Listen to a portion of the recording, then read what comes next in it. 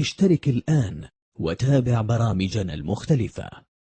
بعينيك عشان بمهد لك الأرض للي جاي.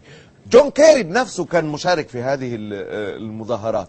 حقيقة جون كيري، هذه المظاهرات الرافضة لترامب شارك فيها جون كيري. ومع هذا ومع كل هذه الصور التي خزقت عينين العالم كله، هناك عينين للمخبر حقيقة ما شافتش كل ده. عندنا يا جماعة لازم نعترف احنا استثنائيين في كل حاجة. كبير المعرضين، واحد من كبارات، مش عايز اديه اللقب لوحده حقيقة، معرضين في هذه البلاد، والذي حقيقة سيزاف بالنعال قريبا بإذن الله، قال لك المظاهرات، ما اقتنعش بالمظاهرات دي وكان ليه رؤية تانية لكل هذه المظاهرات اللي انتوا شفتوا رجالتها وستاتتها وحلوة ستاتتها دي من شوية. تعال نشوف كبير المخبرين شاف المظاهرات دي ازاي.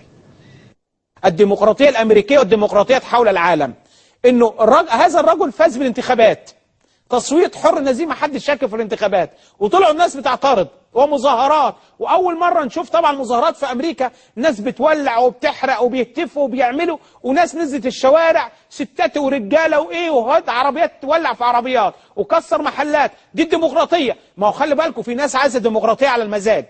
الديمقراطيه هي انا عايز لا كلينتون تفوز، ترامب ما يجيش. واكتشفوا انه في عصابه الارهاب الاخوانيين اللي موجودين هناك، وعلى فكره اتقبض على ناس منهم، اتقبض على، مش بقول لكم اتقبض على ناس منهم، وهم حتى طلعوا تصريحات قال لك معظم المتظاهرين من دول من خارج الولايات المتحده، اللي هي الدول الشرق اوسطيه، امريكا اللاتينيه، غيرها.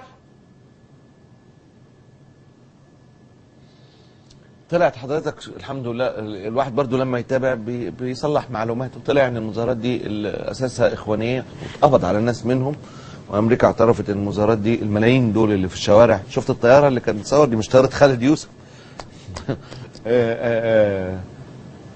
طلعوا ان هم اخوان، طلعوا ان هم اخوان حقيقه، هم السبب في كل ده.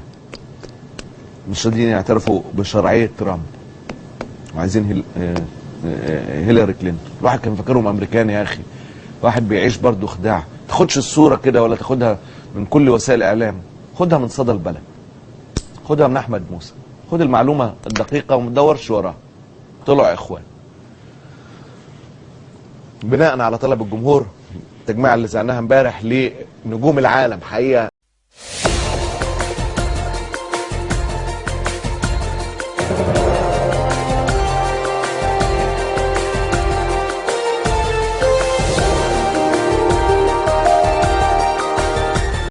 اشترك الآن وتابع برامجنا المختلفة.